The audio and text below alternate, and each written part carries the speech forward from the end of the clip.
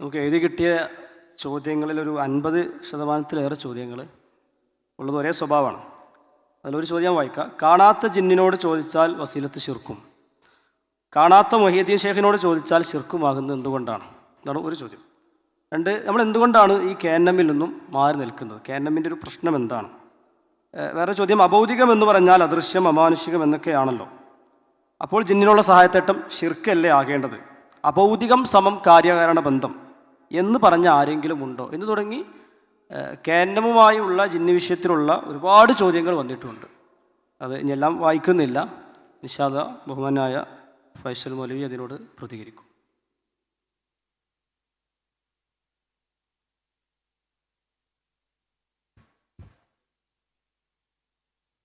അസ്സലാമു അലൈക്കും.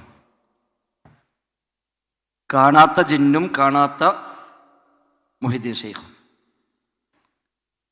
പിന്നെ എന്താണ് അവർ രണ്ടോ കൂട്ടരോടുമുള്ള തേട്ടത്തിൽ ഒരു വ്യത്യാസമുണ്ടായത് എന്നാണ്.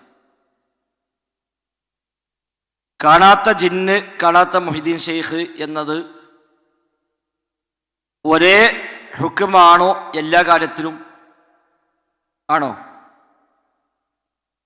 അല്ല. നമ്മുടെ ഈ സംസാരം, ഈ ഒരു പ്രഭാഷണം ഒരു ജിന്ന് ഇപ്പോൾ കേൾക്കുന്നുണ്ടാകാം എന്ന് വിശ്വസിച്ചാൽ ശിർക്കാണോ? അല്ല. ഈ സംസാരം മൊഹീദ്ദീൻ ഷെയ്ഖ് ഇപ്പോൾ കേൾക്കുന്നുണ്ടാകാം എന്ന് വിശ്വസിച്ചാലോ? ശിർക്കാണ്. അപ്പൊ കാണാത്ത ജിന്നും കാണാത്ത മൊഹീദ്ദീൻ ഷെയ്ഖും ഒരുപോലെ അല്ല എന്നർത്ഥം. ഒരു കാണാത്ത ജിന്ന് നമ്മെ ഉപദ്രവിച്ചേക്കാം എന്ന് വിശ്വസിച്ചാൽ ശിർക്കാണോ? അല്ല. കാണാത്ത മൊഹീദ്ദീൻ ഷെയ്ഖിന് ഉപദ്രവം ഉണ്ടാകും എന്ന് വിശ്വസിച്ചാലോ? ശിർക്കുമാണ്. എന്നാൽ രണ്ടും കാണാത്തല്ലേ? അപ്പൊ കാണുന്നുണ്ടോ കാണുന്നില്ലേ എന്നതല്ല ശിർക്ക് തൗഹീദിന്റെ മാനദണ്ഡം എന്നർത്ഥം. ഇത് തിരിച്ചൊന്ന് പറഞ്ഞാൽ, മൊഹീദ്ദീൻ ഷെയ്ഖിനോട് സഹായം തേടിയ ഒരാൾ, മൊഹീദ്ദീൻ ഷെയ്ഖിൽ നിന്ന് സഹായം പ്രതീക്ഷിക്കുന്ന ഒരാൾ ഏതു വഴിയിലാണ്, ഏതു മാർഗത്തിലാണ് സഹായം പ്രതീക്ഷിക്കുന്നത്? നമ്മൾ നാട്ടിൽ നിന്ന് ഒരാളെ പരിചയപ്പെട്ടു, അയാൾ നല്ല ഒരു ഇന്നോവൊക്കെ എടുത്ത് ഇങ്ങനെ പോകുമ്പോൾ, നിങ്ങൾ എവിടെ പോണ്? ഞാൻ എയർപോർട്ടിൽ പോവാണ്. എന്തേ? ഞാൻ ഇന്നലെ മൊയ്തീൻ ഷെയ്ഖിനെ വിളിച്ചപ്പോൾ ഷെയ്ഖ് വരുന്നുണ്ട്, ഷെയ്ഖിനെ കൂട്ടാൻ പോവാണ് എയർപോർട്ടിക്ക് എന്ന് പറഞ്ഞാൽ, എടാ എന്തിനാടാ ഈ ശിർക്കായ പണിക്ക് പോണ് വണ്ടി കൊണ്ട് എന്ന് ചോദിക്കോ? അതല്ല, എന്തേ ഇപ്പം ഇയാൾക്ക് പറ്റി? ഇന്നലെ വരെ പ്രശ്നം ഉണ്ടായിരുന്നില്ലല്ലോ, ഇന്നിപ്പോൾ എന്ത് സംഭവിച്ചു എന്നാണോ നമുക്ക് തോന്നുക? അപ്പൊ ഷെയ്ഖിന്റെ സാന്നിധ്യവും ഷെയ്ഖിന്റെ സഹായവും വിശ്വസിക്കുന്ന ആളുകൾ വിശ്വസിക്കുന്നത് സാധാരണ മാർഗത്തിലുള്ള ഇടപെടൽ അല്ല. ബാഹ്യമായ കണ്ണുകൊണ്ട് കണ്ട്, ബാഹ്യമായ കാതുകൊണ്ട് കേട്ട്, ബാഹ്യമായ കാലുകൊണ്ട് സഞ്ചരിച്ച്, ബാഹ്യമായ തടിയോടുകൂടി ഹാജരായി ബാഹ്യമായി സഹായിക്കുന്ന സഹായ രീതികളല്ല മരിച്ചുപോയ ആളുകളിൽ നിന്ന് പ്രതീക്ഷിക്കുന്നത്. കൈയും കാലും കണ്ണും കാതുമെല്ലാം പ്രവർത്തനരഹിതമായി മാറിയാലും അതിനെല്ലാം അതീതമായി അവർക്ക് നമ്മെ കാണാനും, അവർക്ക് നമ്മെ കേൾക്കാനും, അവർക്ക് നമ്മെ സഹായിക്കാനും, അവർക്ക് നമ്മുടെ ജീവിതത്തിൽ ഇടപെടാനും എല്ലാം കഴിയും എന്നൊരു വിശ്വാസം അവിടെയുണ്ട്. അഥവാ വ്യവസ്ഥകൾക്കതീതമായി കാണാൻ കഴിയും, അസ്ബാബുകൾക്കതീതമായി കാണാൻ കഴിയും, വ്യവസ്ഥകൾക്കതീതമായി കേൾക്കാൻ കഴിയും, അസ്ബാബുകൾക്കതീതമായി കേൾക്കാൻ കഴിയും എന്ന് ഷെയ്ഖിനെ പറ്റി വിശ്വസിക്കുന്നു. വ്യവസ്ഥകൾക്കതീതമായി കാണാനും കേൾക്കാനും അറിയാനും പിടിക്കാനും നടക്കാനും സഹായിക്കാനും ഇടപെടാനും ഒരു സൃഷ്ടിക്കും സാധ്യമല്ല. അസ്ബാബുകൾക്കതീതമായി പ്രവർത്തിക്കാൻ കഴിയുന്നവൻ അല്ലാഹു തആല മാത്രമാണ്. അസ്ബാബുകളെ, നിമിത്തങ്ങളെ നിമിത്തങ്ങളാക്കി വെച്ചവൻ അല്ലാഹു തആല. നിമിത്തങ്ങളില്ലാതെ, വ്യവസ്ഥകൾ ഇല്ലാതെ കാര്യങ്ങൾ ചെയ്യാൻ കഴിയുന്നവൻ അല്ലാഹു തആല മാത്രം. അതിനാണ് അഭൗതികം എന്ന് പറയുക. അല്ലാത്തതിനാണ് ഭൗതികം എന്ന് പറയുക. കണ്ണിൽ കാണാത്തത് എന്നല്ല. കണ്ണിൽ കാണാത്തൊരു അഭൗതികം എന്ന് പറഞ്ഞാൽ ആപേക്ഷികമായ അഭൗതികമാണ്.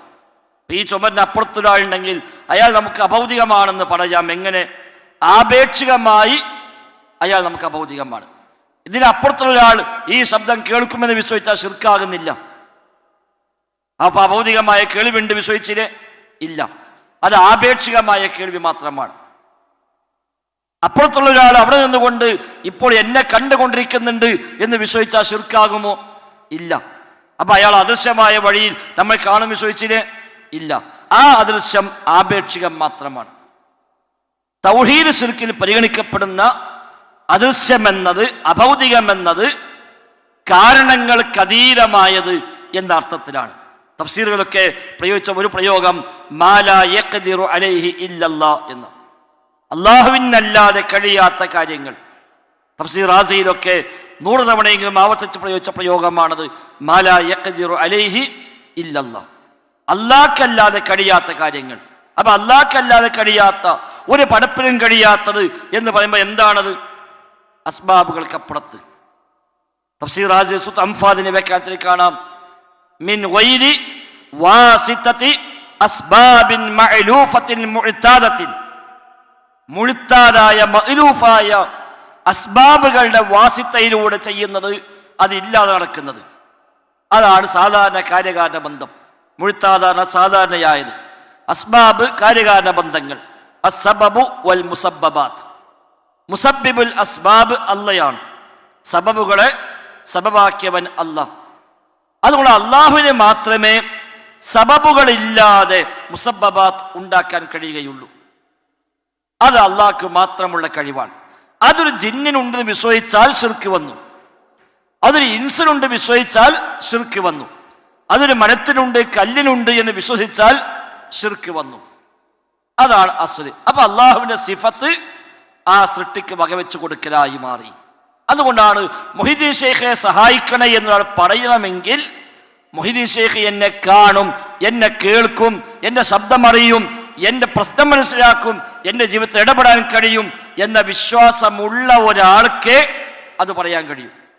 ആ വിശ്വാസം തന്നെ ശിർക്കാണ്.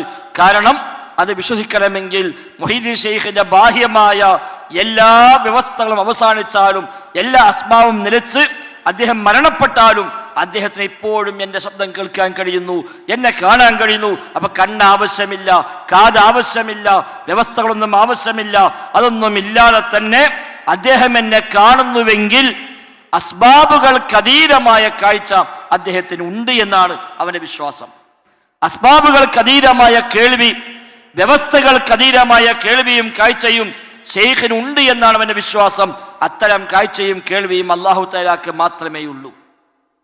അത് ഷെയ്ഖിനുണ്ട് വിശ്വസിക്കുമ്പോൾ അള്ളാഹുവിന്റെ കേൾവി, അള്ളാഹുവിന്റെ കാഴ്ച, അള്ളാഹുവിന്റെ അറിവ്, അവന്റെ കഴിവ് തുടങ്ങിയ വിശേഷണങ്ങളിൽ അവൻ ഷെയ്ഖിനെ പങ്കു ചേർത്തു. വിളിക്കണമെന്നില്ല, വിശ്വാസം തന്നെ ശിർക്കാണ്. വിളിക്കുമ്പോഴോ അത് അവന്റെ അമലിൽ വരുന്ന മറ്റൊരു ശിർക്ക് കൂടിയാണ്. എന്നാൽ ജിന്ന് നമ്മളെ കാണും, മലക്ക് നമ്മളെ കാണും, ജിന്ന് നമ്മുടെ ശബ്ദം കേൾക്കും, മലക്ക് നമ്മുടെ ശബ്ദം കേൾക്കും എന്നൊരാൾക്ക് വിശ്വസിക്കണമെങ്കിൽ അസ്ബാബുകൾക്ക് അതീതമായ കാഴ്ചയും കേൾവിയും ജിന്നിനും മലക്കിനും ഉണ്ട് എന്ന് വിശ്വസിക്കേണ്ട ആവശ്യമുണ്ടോ? ഇല്ല. പിന്നെയോ അല്ലാഹു തആല മലക്കുകൾക്ക് നിശ്ചയിച്ച വ്യവസ്ഥയുണ്ട്, ജിന്നുകൾക്ക് നിശ്ചയിച്ച വ്യവസ്ഥയുണ്ട്. ആ വ്യവസ്ഥക്കുള്ളിൽ നിന്നുകൊണ്ട് ആ മലക്കിന്റെ കാഴ്ച എത്രയാണോ, ആ ജിന്നിന്റെ കാഴ്ച എത്രയാണോ, മലക്കിന്റെ കേൾവി എത്രയാണോ, ജിന്നുകളുടെ കേൾവി എത്രയാണോ, അതിനുള്ളിൽ നിന്നുകൊണ്ട് അയാൾ കേൾക്കുന്നു, അയാൾ അറിയുന്നു, അവൻ നമ്മെ കാണുന്നു എന്നുള്ള വിശ്വസിച്ചാൽ ആ വിശ്വാസം ശിർക്കല്ല. അതുകൊണ്ട് ആ ഒരു അർത്ഥത്തിലുള്ള ഇടപാടുകൾ, ചോദ്യങ്ങൾ, വർത്തമാനങ്ങൾ അതിന് അഭൗതികമായ ചോദ്യം എന്ന് പറയില്ല, ഇബാദത്തായ ചോദ്യം എന്ന് പറയില്ല, അത് ദുആ എന്ന് പറയില്ല. അത് അഭൗതിക മാർഗത്തിലുള്ള ചോദ്യമല്ല. അതുകൊണ്ടാണ് അത് ശിർക്ക് എന്ന് പറയാൻ പറ്റില്ല, എന്നാൽ മറ്റത് ശിർക്കാണ്. അപ്പൊ ശിർക്കാന്ന് പറയാൻ പറ്റില്ലെങ്കിൽ പിന്നെ അപ്പൊ അനുവദനീയമാണോ? അല്ല. കാരണം അത് ഹറാമാണ്. പല കാരണങ്ങളാൽ അത് ഹറാം. ഇത് ശിർക്കിലേക്ക് എത്തിക്കും. ഇന്നല്ലെങ്കിൽ നാളെ അത് ശിർക്കിലേക്ക് എത്തിക്കും. ശിർക്കിലേക്കുള്ള വഴിയാണ്. അതുകൊണ്ട് ശിർക്കിന്റെ എല്ലാ വഴികളും ഹറാം. ശിർക്ക് ഹറാമാണ്, അത് ആ ശിർക്കിലേക്കുള്ള വഴികളും ഹറാമാണ്. അതാണ് രണ്ടും നമ്മുടെ വ്യത്യാസം. മുഹീദ്ദീൻ ഷെയ്ഖ് കേൾക്കുമെന്ന് വിശ്വസിച്ചാൽ ശിർക്കായി. ജിന്ന് നമ്മുടെ ശബ്ദം കേൾക്കുമെന്ന് വിശ്വസിച്ചാൽ ശിർക്കാകുന്നില്ല. മുഹീദ്ദീൻ ഷെയ്ഖ് നമ്മെ കാണുമെന്ന് വിശ്വസിച്ചാൽ ശിർക്കായി. മലക്കുകളോ ജിന്നുകളോ നമ്മെ കാണുമെന്ന് വിശ്വസിച്ചാൽ ശിർക്കാകുന്നില്ല. ഇവിടെ KNM വിഭാഗത്തിന്, മർക്കസുദാവ വിഭാഗത്തിന് എല്ലാം സംഭവിച്ച അബദ്ധം, അഭൗതികം എന്ന് പറഞ്ഞാൽ പഞ്ചേന്ദ്രിയങ്ങൾക്കപ്പുറം എന്നാണ് അവർ അതിന് വ്യാഖ്യാനം പറഞ്ഞത്. അസ്ബാബുകൾക്കപ്പുറം എന്നല്ല, പഞ്ചേന്ദ്രിയങ്ങൾക്കപ്പുറം. അപ്പൊ കണ്ണിൽ കാണാത്തത് അതെല്ലാം അഭൗതികം എന്ന് പറഞ്ഞു. അതുകൊണ്ടാണ് അബ്ദുസ്സലാം സുല്ലമി റഹിമഹുല്ല അദ്ദേഹത്തിന്റെ പുസ്തകത്തിൽ എഴുതി വെച്ചു, ജിന്നുകൾക്കോ മലക്കുകൾക്കോ മനുഷ്യരെ സഹായിക്കാനോ ഉപദ്രവിക്കാനോ സാധിക്കുമെന്ന് വിശ്വസിച്ചാൽ തന്നെ ആ വിശ്വാസത്തിൽ ശിർക്കും കുഫ്റും സംഭവിച്ചു. കാരണം എന്താ? ജിന്നുകൾ നമ്മളെ കണ്ണിൽ പെടുന്നില്ല, മലക്കുകളെ നമ്മൾ കാണുന്നില്ല. അപ്പൊ നമ്മൾ കാണാത്തതൊക്കെ അഭൗതികം. അതുകൊണ്ട് മലക്ക് നമ്മെ സഹായിക്കും എന്ന് വിശ്വസിച്ചാൽ ശിർക്ക്, ജിന്ന് നമ്മെ ഉപദ്രവിക്കുന്നു വിശ്വസിച്ചാൽ ശിർക്ക്. കാരണം മലക്ക് സഹായിക്കണമെങ്കിൽ അഭൗതികമായി സഹായിക്കണം, ജിന്ന് ഉപദ്രവിക്കണമെങ്കിൽ അഭൗതികമായി ഉപദ്രവിക്കണം. അതുണ്ടാവില്ല എന്നവർക്ക് പറഞ്ഞു വെക്കേണ്ടി വന്നു. അപ്പോഴാ ചോദ്യം വന്നത്, അങ്ങനെയാണെങ്കിൽ ബദറിൽ മലക്കൾ ഇറങ്ങി എന്ന് ഖുർആൻ പഠിപ്പിച്ചുവല്ലോ, അതെങ്ങനെ വിശ്വസിക്കും? അത് വിശ്വസിച്ച തൗഹീദ് പൊളിയില്ലേ? അപ്പൊ അദ്ദേഹം പറഞ്ഞു, ബദറിൽ മലക്ക് ഇറങ്ങിയിട്ടില്ല. അപ്പൊ സൂറത്ത് അംഫാലിലുണ്ടല്ലോ 5000 മലക്കൾ ഇറക്കാമെന്ന് സന്തോഷ വാർത്ത അറിയിക്കുന്നു എന്ന് വിശുദ്ധ ഖുർആൻ പറഞ്ഞില്ലേ?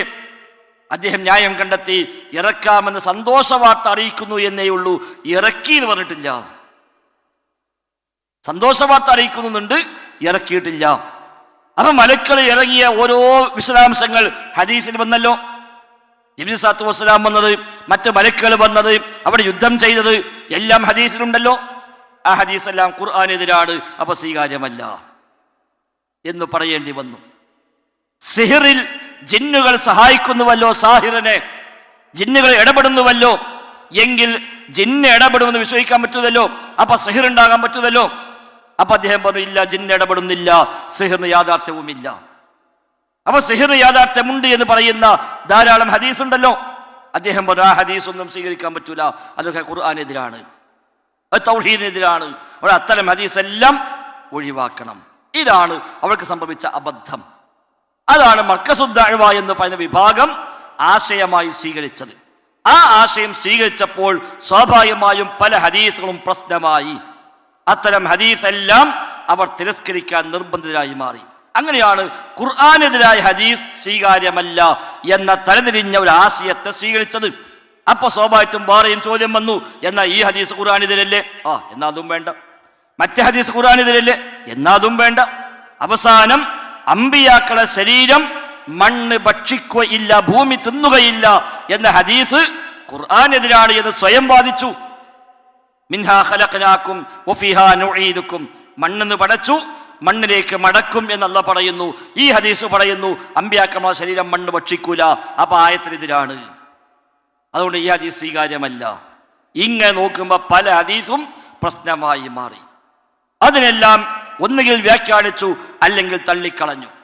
അന്ന് KNM അതിശക്തമായി അവർക്കെതിരെ നിലകൊണ്ടു. 2002 മുതൽ 2012 വരെയുള്ള കാലഘട്ടത്തിൽ അത്തരക്കാർക്കെതിരെ ശക്തമായി KNM പ്ലാറ്റ്ഫോമിൽ നമ്മളെല്ലാം ഒന്നിച്ചെന്നുകൊണ്ട് അവർക്കെതിരെ പോരാടി. എന്നാൽ 2007 മുതലുള്ള കാലഘട്ടങ്ങളിൽ 2010-11 കാലമായപ്പോഴേക്ക് ആ ആളുകളെ കൂട്ടിപ്പിടിക്കാനും അവരുമായി ഐക്യപ്പെടാനുമുള്ള താല്പര്യം ചിലർക്ക് ജനിക്കുകയും അങ്ങനെയുള്ള ഹദീസ് നിഷേധികളെ കൂടി KNM എന്ന മഹാപ്രസ്ഥാനത്തെ കൊണ്ടുവരാൻ ശ്രമിക്കുകയും ചെയ്തപ്പോൾ അത് ശരിയല്ല, അവിടെ നിലപാട് ശരിയല്ല, അവിടെ അസ്ൽ തന്നെ തെറ്റിയിരിക്കുന്നു, തൗഹീദ് ശിർക്കിന്റെ മാനദണ്ഡം തന്നെ അവർ മാറ്റിപ്പണിതവരാണ്, അവരുമായി ഐക്യപ്പെടാൻ പറ്റില്ല എന്ന് പറഞ്ഞപ്പോഴാണ് പറ്റാത്തവർ മാറി നിൽക്കട്ടെ, നമുക്ക് അവരെ ഐക്യപ്പെടുത്തണം. അവിടെയാണ് KNM എന്ന പ്രസ്ഥാനത്തോട് സലാം ചൊല്ലി മാറി നിൽക്കേണ്ടി വന്നത്. അങ്ങനെ എല്ലാവരും മാറി നിന്നപ്പോൾ അത്തരം ആളുകളെ മർക്കസുദഅവക്കാരെ അവർ സ്വീകരിച്ചു, ഐക്യ സമ്മേളനം നടത്തി. എല്ലാ ഹദീസ് നിഷേധങ്ങൾക്കും KNM എന്ന പ്ലാറ്റ്ഫോം ഉപയോഗിക്കാൻ അതുവഴി വഴിയൊരുക്കി കൊടുത്തു.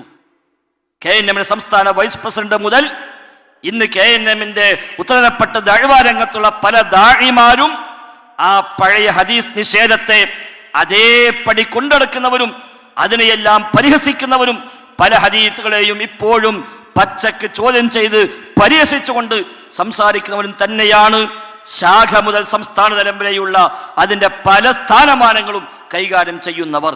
അതുകൊണ്ടാണ് അവരുമായി യോജിച്ചു പോകാൻ നമുക്ക് പ്രയാസമുണ്ടെന്ന് പറഞ്ഞത്. അവിടെയാണ് മൻഹജ് വീണ്ടും ചർച്ചയായത്, അവിടെയാണ് ജിന്ന് ചർച്ചയായത്, അവിടെയാണ് സിഹർ ചർച്ചയായത്. അല്ലാതെ ഒരാളും ജിന്നിനെ വിളിക്കാൻ പോയിട്ടല്ല, ഒരാളും ജിന്നിനെ വിളിക്കാമെന്ന് വാദിച്ചിട്ടല്ല, അത് പറ്റുമെന്നോ അത് ചെയ്യാമെന്നോ പറഞ്ഞിട്ടല്ല, അത് പറയുകയുമില്ല, ഒരാൾക്കും പറയാൻ കഴിയുകയുമില്ല. നേരെ മറിച്ച് ഇത്തരം ഹദീസ് നിഷേധങ്ങളെ ഔദ്യോഗികമായി ഏറ്റെടുക്കാനും അതിന് വേദി ഒരുക്കാനും ചില ശ്രമങ്ങൾ ഉണ്ടായപ്പോൾ ആദ്യം നമ്മൾ എതിർത്തു. ആ എതിർപ്പ് വിലപ്പോവില്ല എന്നായപ്പോൾ എങ്കിൽ ശരി, അതിനെ കൂടെ സഹകരിക്കാൻ നമുക്ക് സാധ്യമല്ലെന്ന് പറയുകയും 2012 വരെയുള്ള കാലഘട്ടം 950 മുതലുള്ള ഒരു 60-62-10-70 കൊല്ലക്കാലം എന്താണോ മുജാഹിദ് പ്രസ്ഥാനം KNM എന്ന പ്ലാറ്റ്ഫോമിൽ നിന്നുകൊണ്ട് ഔദ്യോഗികമായി പറഞ്ഞ ആശയം, ആ ആശയത്തെ സംരക്ഷിക്കാൻ വേണ്ടി വിസ്ഡം ഇസ്ലാമിക് ഓർഗനൈസേഷൻ എന്ന ഒരു കൂട്ടായ്മ ഉണ്ടാക്കുകയും ഹദീസ് നിഷേധങ്ങളെ കൂട്ടിപ്പിടിച്ചവർ ആ പഴയ ലേബൽ ഉപയോഗിച്ചുകൊണ്ട് മുന്നോട്ട് പോവുകയും ചെയ്തു എന്നാണ് അതുമായി ബന്ധപ്പെട്ട് ഏറ്റവും ചുരുക്കി സൂചിപ്പിക്കാനുള്ളത്. യഥാർത്ഥത്തിൽ ഈ കഴിവ് എന്ന വിഷയത്തിൽ തന്നെയാണ് എല്ലാ വ്യതിയാനങ്ങളും കടന്നു വന്നത്. അഭൗതികമായ കഴിവെന്ന് പറയുമ്പോൾ കണ്ണിൽ കാണാത്തത് എന്ന് ഒരു കൂട്ടർ അർത്ഥം വെച്ചു, അത് വ്യതിയാനമായി. മറ്റൊരു കൂട്ടർ മറുവശത്ത് പറഞ്ഞു അഭൗതികമായ കഴിവ് ഭൗതികമായ കഴിവ് എന്നൊന്നുമില്ല, അല്ല കഴിവ് കൊടുത്താൽ ആർക്കും എന്തും പറ്റും, അതാ കൊടുത്ത കഴിവ് എന്ന് പറഞ്ഞ സമസ്തക്കാർ രംഗത്ത് വന്നു. കറാമത്തിനെ മുഴുജത്തിനെ കൊടുത്ത കഴിവ് എന്ന ദുർവ്യാഖ്യാനം പറഞ്ഞ് അല്ല കഴിവ് കൊടുത്താൽ പിന്നെ ആർക്കും എന്തും ചെയ്യാം, എല്ലാം കാണാം, ലോകത്തെവിടെ വിളിച്ചാലും വിളി കേൾക്കും, എവിടെയും ഓടിയെത്തും, എല്ലാം സഹായിക്കും, അതിന് കണ്ണാവശ്യമില്ല, കാതാവശ്യമില്ല, കൈ ആവശ്യമില്ല, അല്ലാഹു തആല ചെയ്യുന്നതെല്ലാം മഹാന്മാരും ചെയ്യുമെന്ന് സമസ്തക്കാർ പറഞ്ഞു വെച്ചു. ജിഫ്രി മുത്തുക്കോയ തങ്ങൾ സമസ്തയുടെ പ്രസിഡന്റ് തന്നെ ഔദ്യോഗികമായി പ്രഖ്യാപിച്ചു, അള്ളാഹു ചെയ്യുന്ന എല്ലാം മഹാന്മാരെ ചെയ്യും. CM സമാനികൾ എഴുതി വെച്ചു, അള്ളാഹു കാണും പോലെ കാണും, അല്ല കേൾക്കും പോലെ കേൾക്കും, അല്ല പ്രവർത്തിക്കും പോലെ പ്രവർത്തിക്കും. എന്തുകൊണ്ട്? സ്വയം കഴിവുണ്ട് എന്ന് വിശ്വസിക്കാതിരുന്നാൽ മതി. അള്ളാഹ്ക്ക് സ്വയം കഴിവ്, പടപ്പുകൾക്ക് സ്വയം കഴിവില്ല, അല്ല കൊടുത്ത കഴിവ്, അത് വിശ്വസിച്ചാൽ പിന്നെ പ്രശ്നമില്ല എന്ന തലതിരിഞ്ഞൊരു ഒരു വാദം മറുവശത്തും വന്നു. ഇത് രണ്ടിനും മധ്യയാണ് അഹ്ലുസുന്നയുടെ നിലപാട്. അല്ലാഹു തആലക്ക് മാത്രമാണ് കഴിവുള്ളത്, അല്ലാഹു തആല മാത്രമാണ് കാര്യങ്ങൾ ചെയ്യുന്നത്. എന്നാൽ സൃഷ്ടികൾ ചെയ്യുന്നത് അല്ലാഹു നിശ്ചയിച്ചു കൊടുത്ത അസ്ബാബുകൾ അടിസ്ഥാനമാക്കി മാത്രമാണ്. അസ്ബാബിനതീതമായി വ്യവസ്ഥകൾക്കതീതമായി പ്രവർത്തിക്കാൻ ഒരു പടപ്പിനും കഴിയില്ല. അത് മുസബ്ബിബുൽ അസ്ബാബായ കാരണങ്ങളാക്കിയവനായ അല്ലാഹു തആലക്ക് മാത്രമേ സാധിക്കൂവെന്ന അടിസ്ഥാനമാണ് നാം സ്വീകരിച്ചു പോരുന്നത്. അതുപ്രകാരം ഒരു ഹദീസിനെ പോലും തള്ളേണ്ടി വരുന്നില്ല, ഒരു ഹദീസിനെ പോലും നമുക്ക് പരിഹസിക്കേണ്ടി വരുന്നില്ല. ഒരു ഹദീസ് പോലും അത് ശരിയല്ലെന്നോ ഖുർആനെതിരാണ് എന്നോ ബുദ്ധിക്കെതിരാണ് എന്നോ അസ്വീകാര്യമാണ് എന്നോ പറയേണ്ട ഒരു ഗതികേട് ഇന്നേ വരെ അൽഹംദുലില്ലാഹ് ഈ കൂട്ടായ്മക്ക് ഉണ്ടായിട്ടില്ല എന്നത് തന്നെ നമ്മുടെ നിലപാടുകൾ കൃത്യമാണ് എന്നതിൻ്റെ ഏറ്റവും വലിയ ഉദാഹരണമാണ്. അല്ലാഹു തആല ശരിയുടെ പക്ഷത്ത് എന്നും ഉറച്ചു നിൽക്കാനും ആ ശരിക്ക് വേണ്ടി ആത്മാർത്ഥമായി സേവനങ്ങൾ ചെയ്യാനുമുള്ള തൗഫീഖ് നൽകി നമ്മെയും നമ്മുടെ കൂട്ടായ്മയും എല്ലാം അനുഗ്രഹിക്കുമാറാവട്ടെ. ആമീൻ. അസ്സലാമു അലൈക്കും വറഹ്മത്തുള്ളാഹി.